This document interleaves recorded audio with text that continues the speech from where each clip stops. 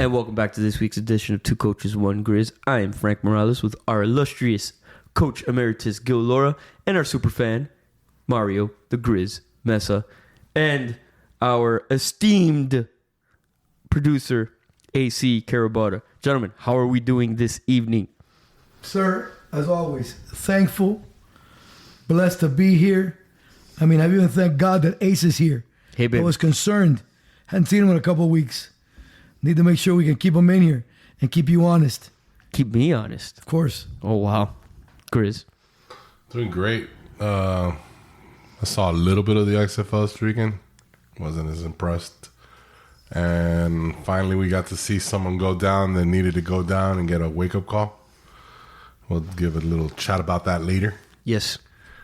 Other than that, let's get this going, man. Let's get this show on the road. We're going to jump right in here with some 2023 NFL Combine action. There's no combine action going on yet. Well, we're going to You're talking preview about draft action, but go ahead. Here we're here. Are we talking about? We're talking about the combine, sir. It starts this weekend. All right. All right. Anyways, leading into that, right? What this sport of football starts and ends with the quarterback.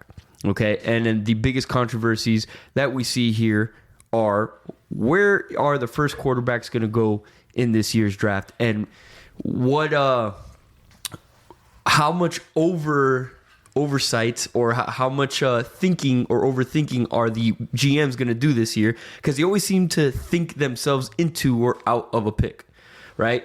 Each one of the quarterbacks that we have in this year at the top of this year's draft have a question behind them, right? The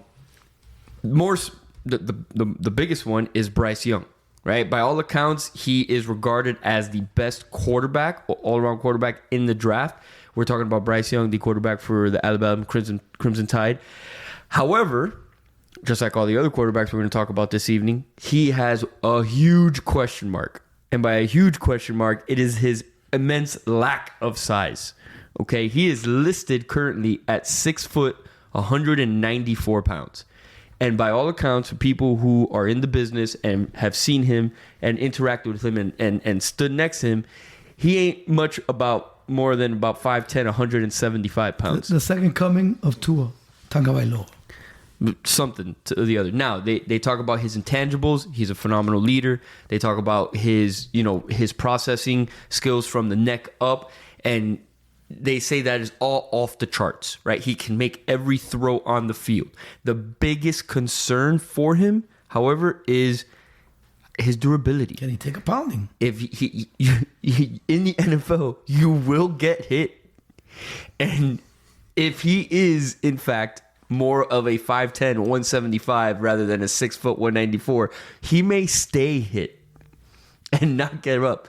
So this is could be an extremely short NFL career for him. Yes. However, if you are some of these teams at the top, his skill is extremely enticing. Okay, the Grizz brought this up right before we got on air here, talking about the former Dolphins and Jets GM Mike Tannenbaum, talking about if I were the Chicago Bears, I would trade Justin Fields and draft Bryce Young to restart the clock, and he's a better overall quarterback. I find that, sir, to be, frankly, candidly, poppycock. Because... Poppycock. Haberdash. The Haberdash. Okay, because, listen, Justin Fields is an all-around, just unique talent. And I think he has, as we all, I think, would agree, has the potential to be an otherworldly talent, not just with his feet on the ground, but he's also, a big dude, 6'4"-ish, 230, 240 pounds with some wheels. He's not going to break in half when the first hit. Oh, no, he would have broken in half this year. Correct. If that was the case. Because he ran all over the place. Set records rushing the football for a quarterback. Yeah. It happens when nobody blocks for you. Exactly. When you're running for your life. So, by those standards, I think Mr. Tannenbaum here is his advice is ill taken. That's why he's an ex-GM in multiple spots. Noted. Noted spots. On all accounts. So just to bring this full circle here, we're looking at the top of this year's upcoming draft. You have the Chicago Bears at 1, the Houston Texans at 2. All right, the Arizona Cardinals at 3. Number 4 are the Indianapolis Colts, and rounding out the top 5 are the Seattle Seahawks. The current projections, right, because the Chicago Bears have already stated that they are going to shop around that first pick, right? It makes no sense for you to stay up at number 1 where you can trade back 4 or 5 spots and still get the guy that you want, right? Again, and pick up a boon of picks. Correct. A couple of ones maybe, et cetera, high 2s. It's more for what they need. To me, that's the move. Right, and I would agree with you, right? The projections are that Indianapolis actually trades into number 1 and picks up Bryce Young. Yeah. Texans may also do that. Texas may also do that. There's a lot going on out there. I think there is more of a haul by trading with the Indianapolis Colts because they have to give up more, right? So you get more later round picks if you want to play that type of calculus.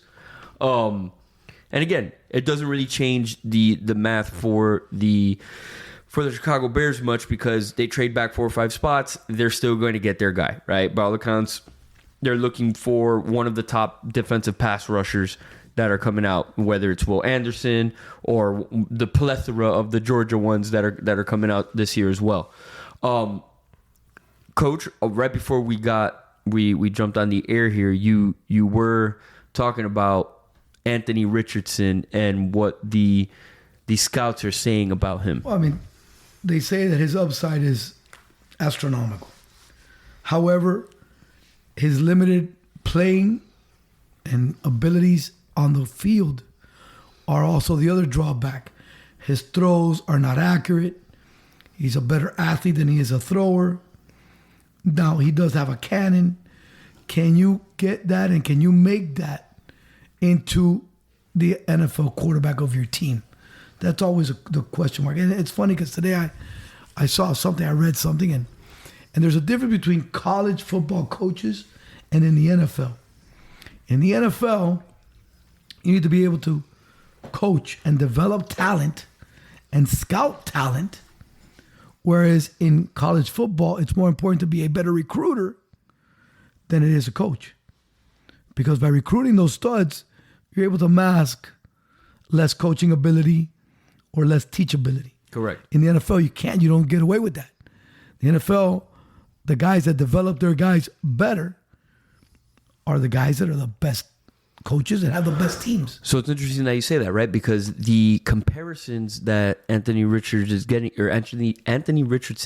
right now is Josh Allen. Is he the next Josh Allen? Now, does he have the measurables? Yes. Is he? I would argue to say that he is just as, if not more, athletic, okay, and comparable arm talent.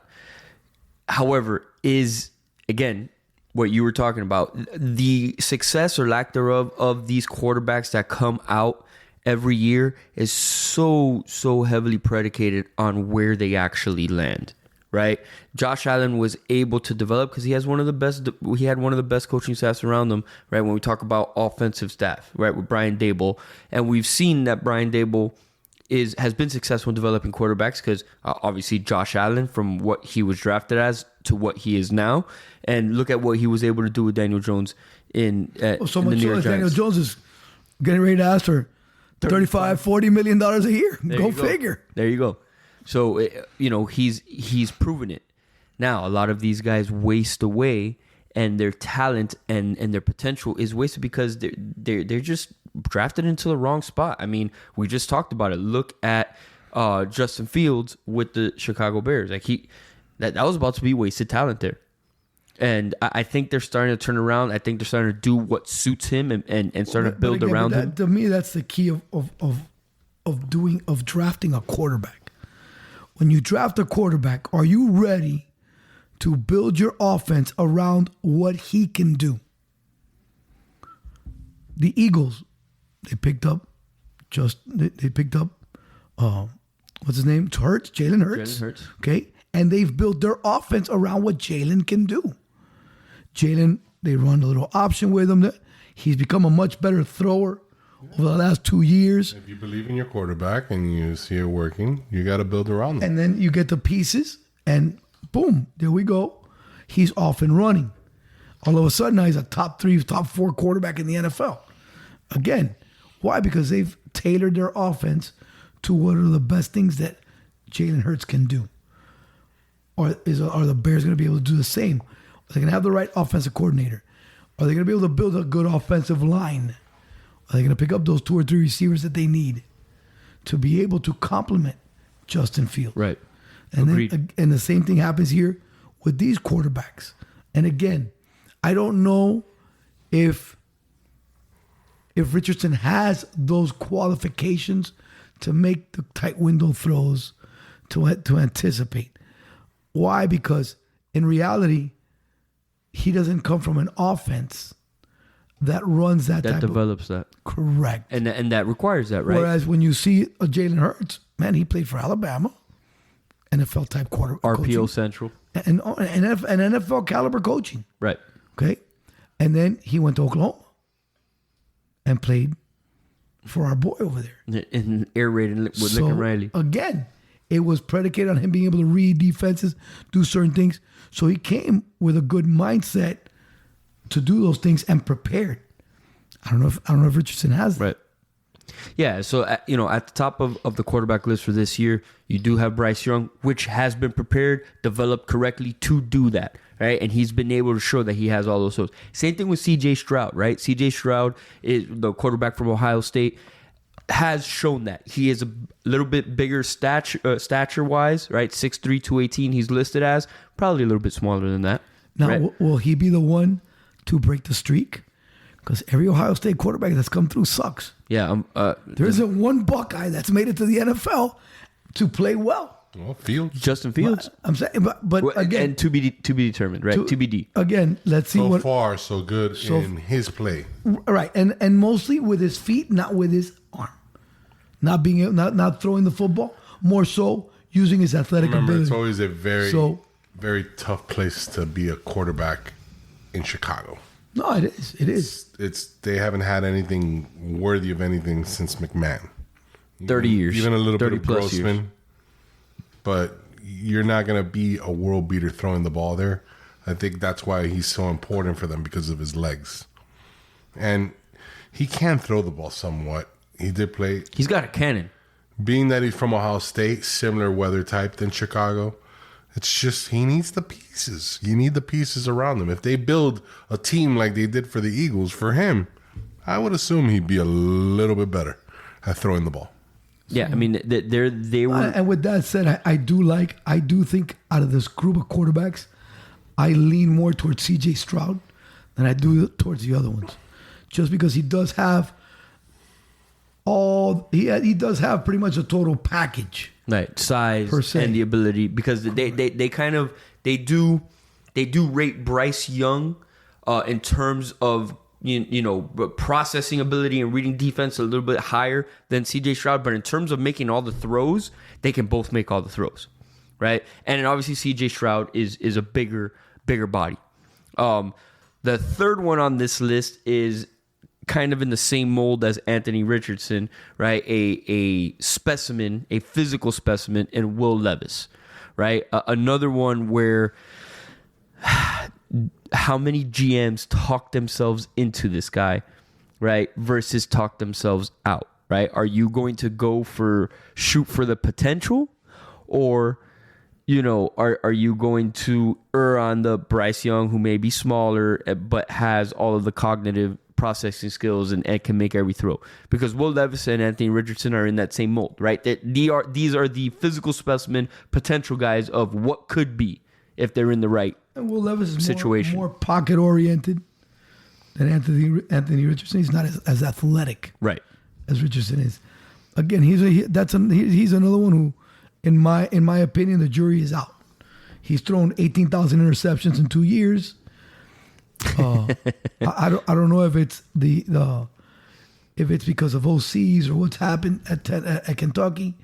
So again, I don't know how far Will Levis can go, and they've pushed him up to a top 5 quarterback. He's top 3 in the draft. He's third rated right now. So I'm like, it's like, wow, like this is ridiculous.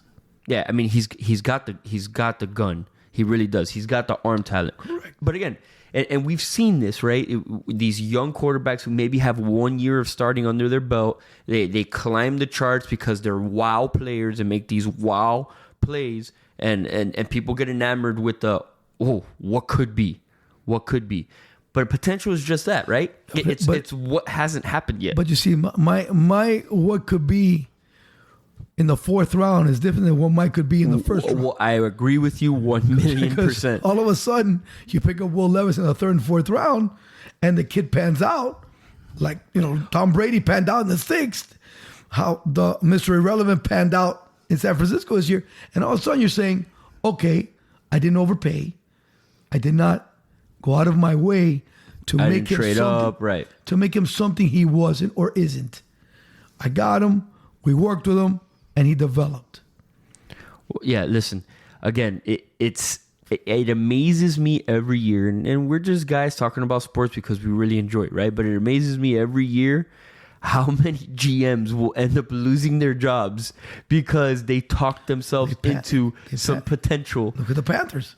Carolina Panthers have lost everybody because they've talked themselves into retreads. Right. And every year picking up another retread. And that's the problem. The Colts are in the same bit now. The Colts have a chance now to actually get a quarterback where they can try to develop, but Frank Reich isn't there anymore, right? So he's in Carolina. Correct.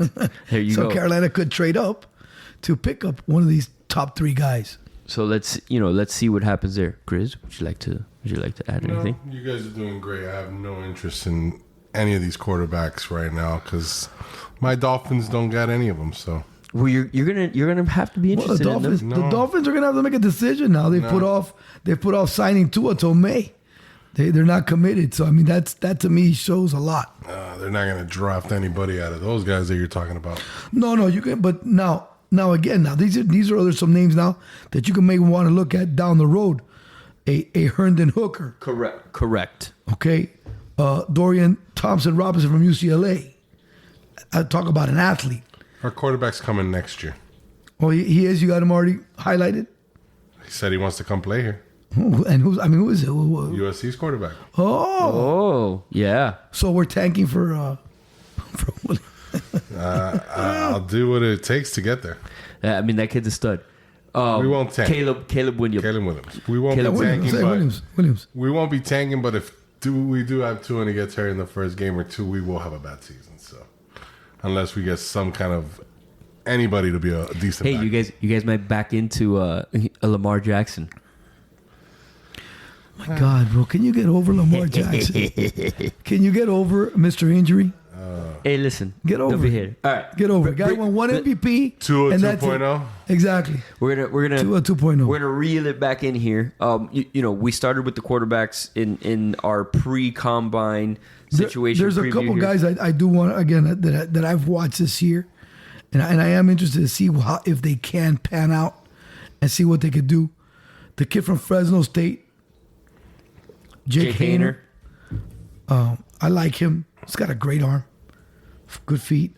He comes from a quarterback guru. Yeah, he's rated six overall. His two coaches have been pretty good with Tedford and Debor, the guy from Washington. And the other kid, again, man, he's a good athlete. Is the Jaren Hall kid from BYU. I like to see what happens with that kid. And the last one really would be the Aiden O'Connell kid from Purdue.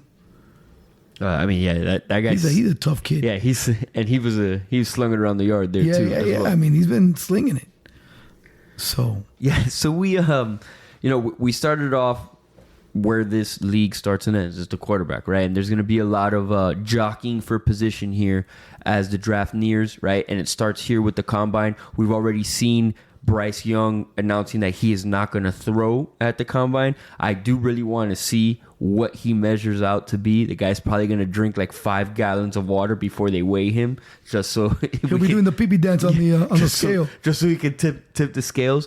But again, like we talked about, like we opened the segment here. Each one of these quarterbacks in the top 4 that everybody's talking about, they have huge question marks. And it's going to be interesting to see how many GMs... Huge upside on one side and huge question marks on the other. Correct. So it's pick your poison. Yeah, pick your poison, right? And again, I'm going to say it again. How many GMs are either going to talk themselves into taking this guy blindly and fall in love? Because they talk themselves into falling in love with somebody every year. They end up talking themselves in, and not just that, but they do fall in love because they look at tape, they watch different things, they look at the mechanics, and they go, oh man, this is a guy. So again, even though Bryce Young won't throw in the combine, he's going to have a pro day at Alabama. Pro day, correct. Where he's throwing to his receivers, he feels comfortable with them, et cetera, et cetera. Yeah, no. So that and I think, I it's going to be between Bryce Young and C.J. Stroud if I had to choose, right? Who's going to be the first pick here? Because it's almost for sure that the Browns. You hear me? The Browns. The Bears are going to trade out of that number one pick. So. I think we're gonna stop the segment here because we need to wake our boy Grizz up. So we'll be he's nice and quiet here. We'll be right back. So we're back here now to talk about the football league that is actually in season at the moment, and that is the XFL, which played week 2 of their season this past weekend, and it's starting to settle in that they're still trying to work out some kinks here, right? AJ McCarron coming back down the field for a walk-off 44-yarder again in the last couple minutes of the game with the St. Louis Battlehawks. And I do want to bring him up for something other than just the games this weekend. It's crazy. He could have gone back to the NFL and played on a $4 million contract. Instead, he put that aside to be the starting quarterback for the St. Louis Battlehawks for a Battlehawks, baby, $60,000 paycheck. That's who we are, the Battlehawks. And you know what? That is very, very admirable. Because is that the word? His two reasons were, because he wanted to have fun and he wanted to be back on the field again. Cool, I get it. And he also wanted to play, have his boys see him and play. He has got 2 young sons. Yeah. That being said, $4 million. You know what I'm saying? Yeah. So he's probably already got a couple bucks saved up in the bank because he's probably prudent with his money. He also is showing the NFL probably a full year of tape of him being a starter again. And yeah, he wanted to take a year off, play for the kids. It is fun being the quarterback that plays if he wants to play. He's not a Teddy Bridgewater that was happy to hold a clipboard and then, oh man, I got to go play.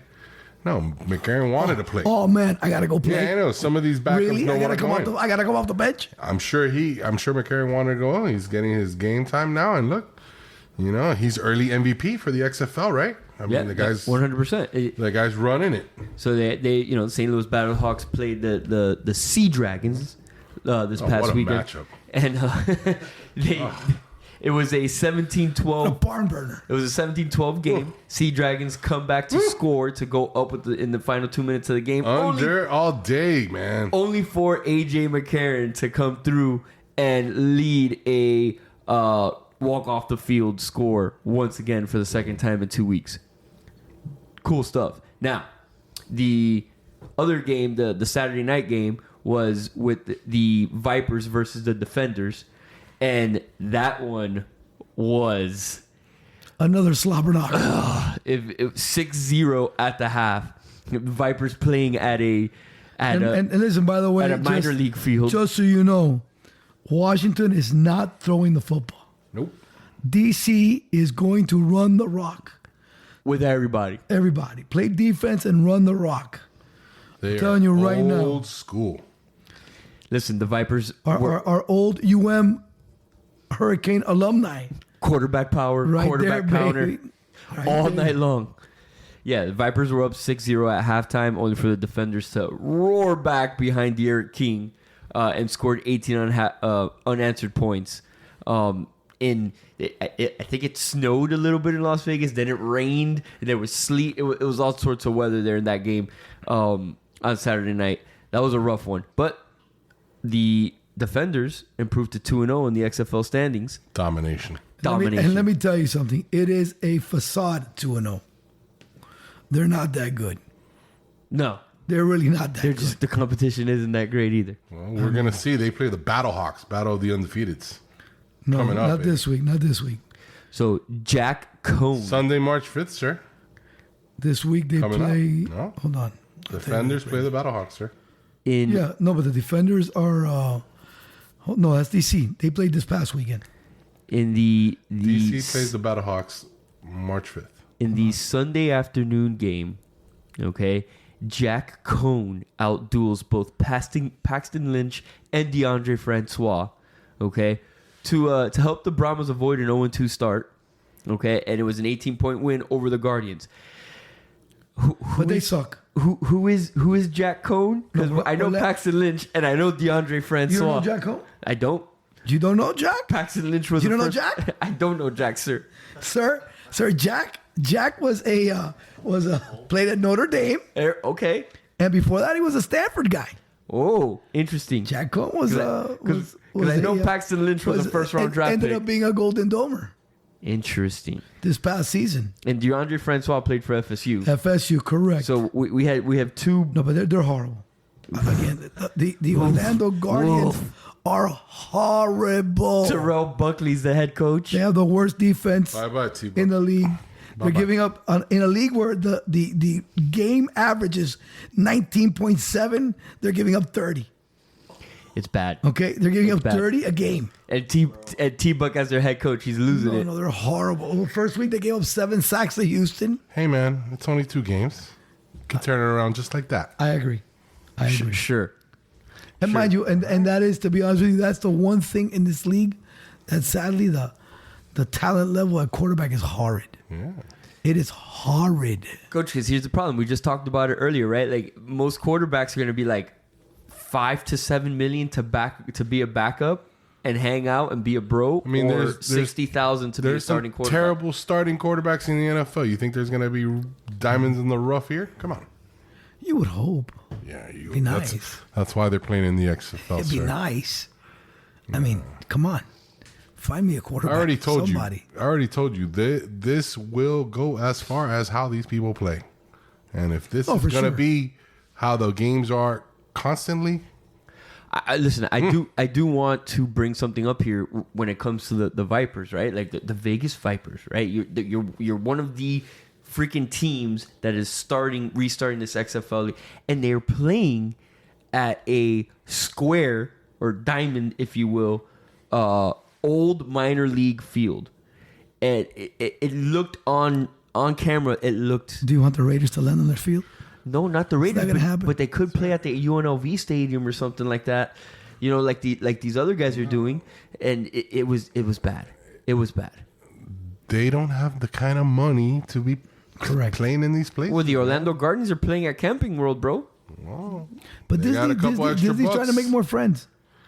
Disney hasn't been doing well lately. They're trying to make more friends. Oh my god! They got Mickey just money at saying. least, you know. Trying to This tell is you. ESPN. It's Disney. It's the same company. You know? Not for long. They're about to cut off ABC and ESPN. Oh Jesus! I'm telling you, that's how it's working. Anyway, listen. I'm like what Grizz is saying. This league is gonna only go as far as how the quality of play is on the field. You know, the first weekend was fun. The second weekend, it was a little rougher to watch. I'm going to say this. The best game of the weekend coming up will be San Antonio against Houston. Houston's averaging 30 points a game. Their defensive line is averaging 5 sacks a game. Oh yeah, they're coming after people. My boy Wade has got those guys humming. Wade Phillips is Wade coming Phil- after people. I mean, it's pretty impressive. They are averaging 5 sacks a game after 2 games, and they're making plays. His quarterback does suck. Again, I struggled watching him in the game, and it was like, my God, Oh my God. you're just bad. Oh my God. And then you've got the Brahma Bulls from San Antonio. They're also up there as far as offense and defense is concerned. They are the number 1 defense in the league at the moment. Listen, you know what was fun to watch initially was DiNucci. just slinging it around the yard with Seattle. Seattle Yeah, Sea man. Dragons. But you know what? Like I'm a little depressed with them. They're not coming through. Especially with you have Josh Gordon. Like, They're at 18 points every game. wouldn't you want to just like, hey, go deep. I'm gonna chuck it to you. Yeah, but their defense isn't playing very well. Their team's giving up a lot of points. It is frustrating to see that. Anywho, we're gonna switch gears. Anywho. We're gonna switch gears here. Anywho, the guy said. We're gonna switch some gears here, and we're gonna look at the NBA playoff landscape here, and the injury that was sustained the night before by Mr. LeBron James. Right after or right during All-Star break, he tells Michael Wilbon, "These are the most important 23 games, regular season games of my career." And they come off after All-Star break in a roaring 2-0 start, right? They beat the Dallas Mavericks at a 27-point deficit. They come back and win that. And he heard something pop in his foot. And as Mr. The Woj says, he is in line to miss several weeks. Okay? They are currently in 12th place. They're going to reevaluate in 2 weeks. Currently in 12th place in the West. They need to win something like 14 out of the 23 games or something. They have to go like 14-6 or some craziness like that, or 14-7 to get into the 6th spot, right? And avoid the play-in games. Coach, do you see this happening? That's not happening. Do you see? They're not avoiding the play-in games. If the best shot they have is to get to the play-in games without LeBron.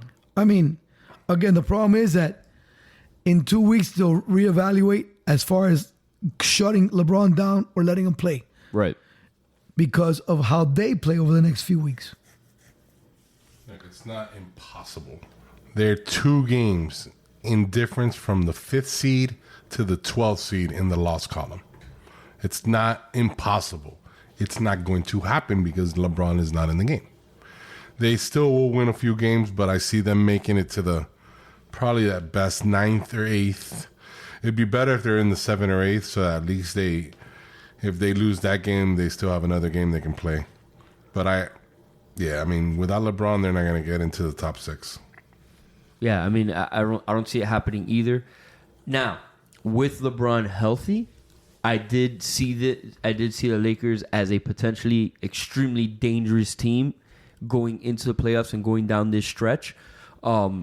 Because the team now that they traded for, the restructured team that they have around him and Anthony Davis, looks kind of like the team that they won the title with in the bubble, right? It's more they space the floor better. They're way better shooters. Whereas the team that they had here that they traded for when they had Westbrook and all that stuff, they weren't good shooters, right? And they didn't space the floor well. And you had Westbrook jacking up 18 shots a game. But this team didn't have to play a Kevin-led Durant team from the Suns.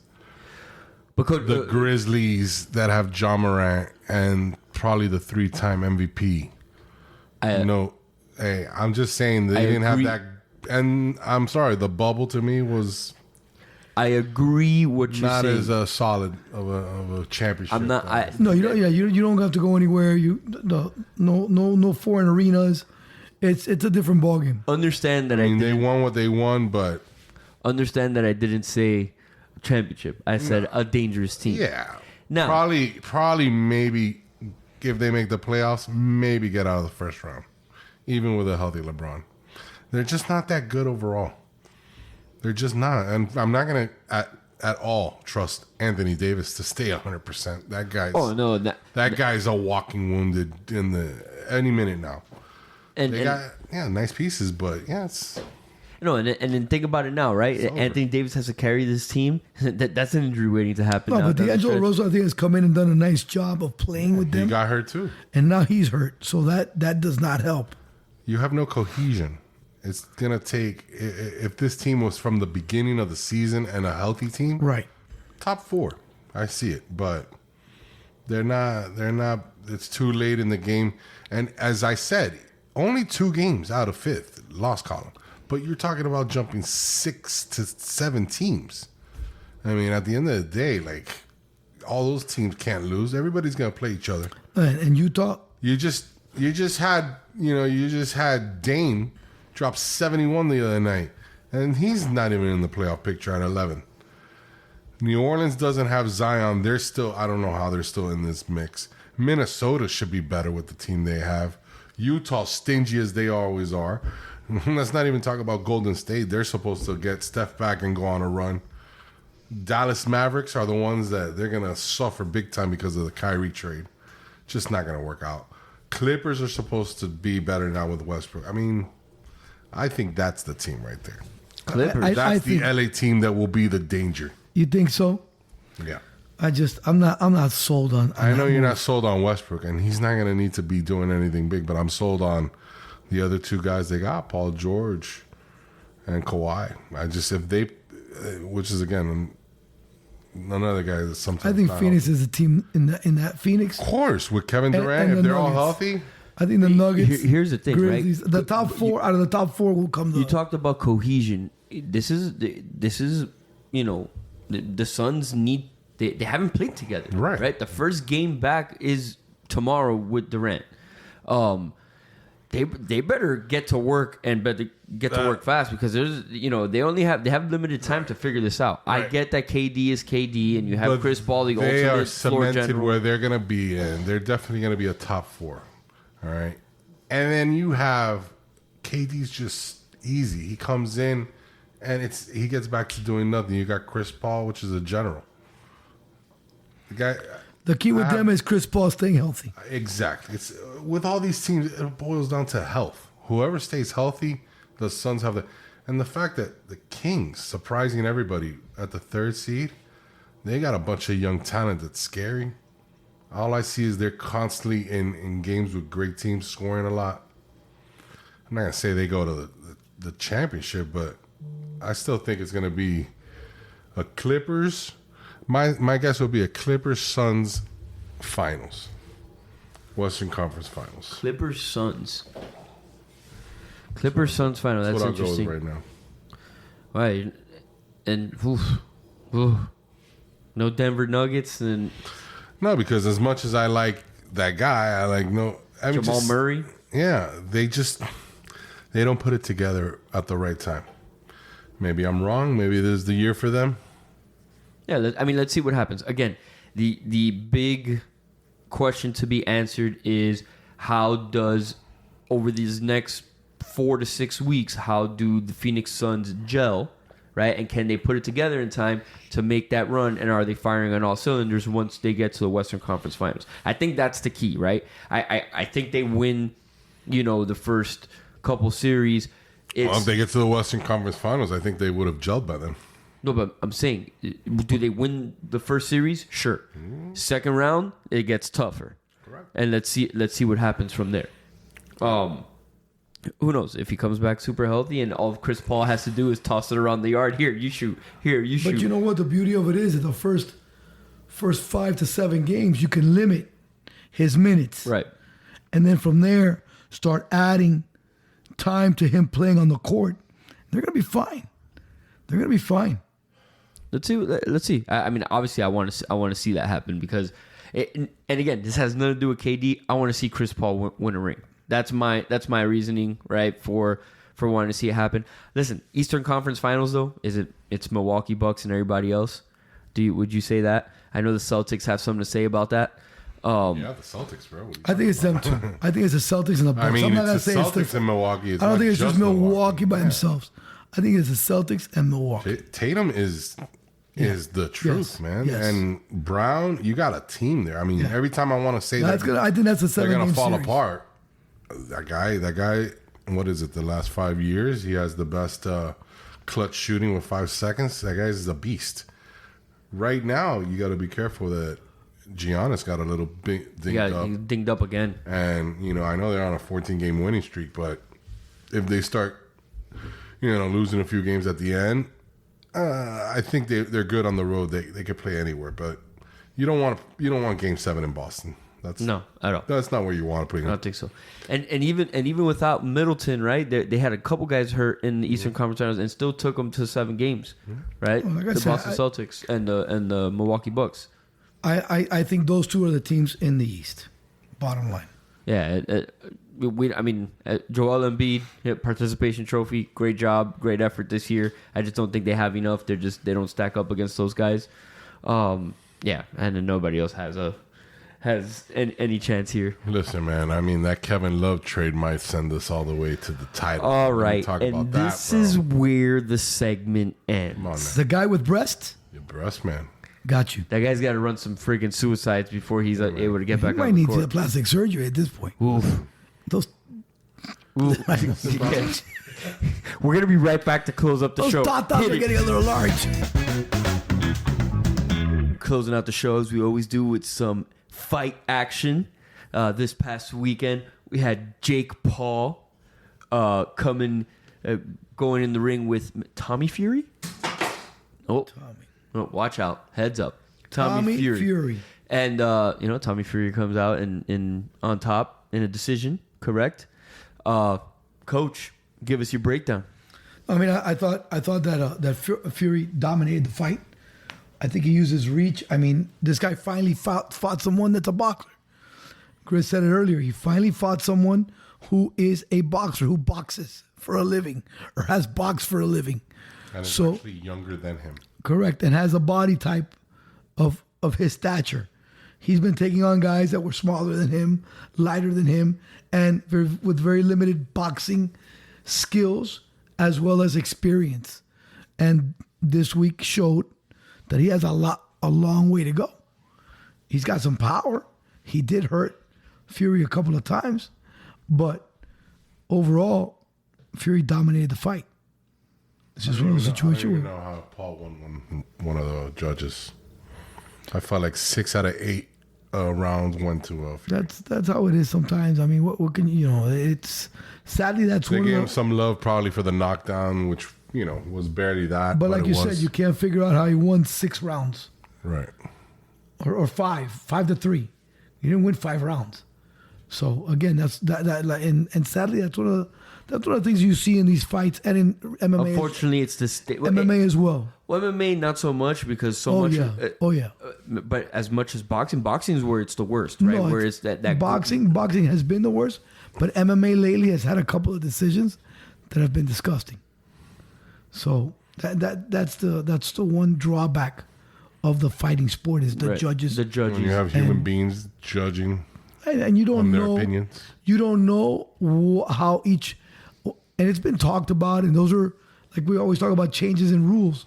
It's been talked about maybe putting out each judge's card at the end of each round what they said. Oh, Morales has it 10-9. Ace has it 10-9 so and so. Like some accountability in there. The Grizz has it 10-9 the other fighter. And that way also the fighters know where they have to go. Exactly. It's like any other sport. You got to score and see, hey, I got to do this to win the game. That's cool. Right. What a novel idea. Yeah, no, I mean, listen, it all makes sense. I've always been an arguer of like athletic activities that can't really be counted as sports because another human scores it. Like gymnastics and ice skating and cheerleading, platform diving. Correct. Cheerleading. Like these are all things that other people score. And I would hate to have to talk about it, fighting and UFC in the same vein as those things where it is totally a subjective situation as to who wins. Sorry, that's my soapbox for this evening. I apologize. Let's move on amicably. Regardless, this fight was also, even though he finally fought a boxer, Fury himself has had weak opponents. He didn't look good against the guy he fought on the undercard in Cleveland when he fought. He's had a lot of, did he avoid this, avoid that? And you saw it. They're both young fighters. They're both mediocre at the moment. They're both, any other names, this would have never been anywhere near the radar. This would not have been a main event anywhere in the world. But Jake Paul, give it to him. He is a promoter specialist. Marketer, bro. And you want to hate on him. You obviously could be his fan and love him dearly, or I am a hater. I don't like him. I would like him to lose every time the guy gets up there. I would love to punch his face just like everybody else. I'm in that bandwagon. And I can't do that either. I'm in that bandwagon. But it was nice to see him go down. good for him. He wants to fight for fighter pay and all that good stuff. That's nice. Do that. But yeah, get your face knocked in once in a while. At least fight boxers. some real opponents. You want to get my respect? Fight real boxers. Win those fights, bro. You know, we're going to get a rematch of this. Whoopee. And now I can't wait. I can't wait. Yeah. Can't wait for that. Most likely Fury will knock him out this time because now he knows what to do, because Paul just was waiting for the knockout. One punch. You know, Deontay Wilder was in the crowd, and he wanted to make, apparently, Deontay proud. Because, yes, you could be a formidable guy. I mean, the fight before, I think was for the cruiserweight. That was a good fight. Let me tell you, those are seasoned boxers. The fight between the Ecuadorian and the that was a 4-round barn burner. Oh my gosh, those two guys. Yeah, the Saudi kid. The Saudi kid got knocked down early, and then came back. We all thought the Saudi kid was gonna light him up. Yeah, the little Ecuadorian. The Ecuadorian kid was tough. So I mean, again, that was a good fight. That was a great fight. So those are, you know, and it's another thing. You don't come off the street and think I'm gonna be a boxer. You know, the fact that he had tons of money, he had his name out there, helps. But that's the aberration. That's not the everyday. Watching with a buddy said, oh, if Jake Paul beats this guy, it's going to change boxing forever. No, it's not going to change boxing. This sport's been around for 100 years and nothing changed it. Just because a guy with money can go in there and get the best training possible, and apparently he doesn't even train that good. I don't know. But again, he didn't fight anybody. Yeah. And he hasn't fought exactly anybody. Probably he fought people that he sparred with that were better boxers. For goodness sakes. I mean, you know, he fought the Spider, who's not a boxer. Yeah. Nate Robinson, come on. You know, like Woodley, who hasn't been I mean, he hasn't done jack. And the first fight for in Woodley, 4 years. First fight for Woodley looked like Woodley almost won that fight. He has not fight. Yeah. This is the first boxer that he fights, and he got dominated. Yeah, I agree with everything. There's nothing else to say on that one. Now, that being said, he did make $30 million for this, which is so absurd. Absurd. I'm just glad. So he says, and anyway, it's Saudi money, so yeah, you know, right. They all got paid. And those Saudis just paying like crazy right now. So, but yeah, good for you. You make money. Still a fool. Now let's go ahead and jump to UFC 285 this weekend. Before we the go main event. Before we go there, whoa. This past week we had a fight night. Back up. Rewind. Squeak. Fight night. Oh, wow, that's can we wheel? Can we grease that wheel? That's on the disgusting. Squeaky. Or buy another. Let's rewind that saying out of there too. Wow. The main event ended up being Andre Muniz against Brendan Allen, and I had given out Andre Muniz, and I'll be honest, Brendan Allen dominated him, tapped him out. Great job by Brendan Allen. He's an up and comer. He looks really solid. Up and comer, 21-5 though. That's fine. Listen, in MMA, you have to listen. People being undefeated is no. I'm saying that there's a lot of fights. He has a lot of fights. Yeah, but he is. He's a young guy. Not that he's lost. No, he's a young guy. He's just very active. Correct. The other guy that I had mentioned was Joe Zolecki, but like I said, he was minus 600. Take a flyer. Right, no, I'm good. I'll pass. And then, like you just mentioned, this weekend we do have a big match. We have Jones versus Gagne. Jon Jones coming back after 3 years being out to fight in a heavyweight match, which is, again, a weight above what he usually fights at. We also have Valentina Shevchenko. Oh, yeah. Against Alexa Grasso. That should also be a good fight. That's a bad woman. She is. She's solid. We have a couple other fights. Gamrot versus Turner, which should be good. Cody Garbrandt fights. I don't know how good Garbrandt has or what he's got left. And that's about it, pretty much. I mean, the card is good. It's a good card. There's some good fights early on. I said earlier tonight, this is a fight for Bones Jones, that he's going to fight a guy that's his size. He does have a 3-inch reach advantage. But I do think that Cyril has been in there with the top guys in the last 2 or 3 years. Jones hasn't. Jones is right now at minus 165, 170, which has an implied probability of 62, 63% to win the fight. If it goes up a little more, I am going to put money on Gagne, just because of that. I think the odds should be more of Bones Jones at minus 135, 130, at a 55% chance to win, because he's not fighting a slouch. I would like to add here, looking at it with our producer here, that there is a 40-pound weight, disparity here. Gagne's got him by 40 pounds. Gagne's a much bigger man. He's a true heavyweight. That's what I'm saying. Like, and he's ripped. That what Jones does have on Gagne is the reach. I get it, but both arms and legs, because the guy is long. But if they get to the ground here, it may be. Like I said, the other side of it as well is that Gagne has only lost one time, and that was to Francis Ngannou. Which is a beast in his own right. He's fought some guys. He's knocked out almost everybody he fights. I do think he is a worthy opponent. I know Bones Jones has been awesome. I know he's pound for pound the best fighter. Has been awesome. So again, it's been 3 years. Like I said, I think there's some ring rust. It's a hell of a way to knock off the rust. No, it's a great welcome back. See, I would think it would be better off if he would have taken a tune-up fight exactly to get ready, but he feels like he's ready for the title.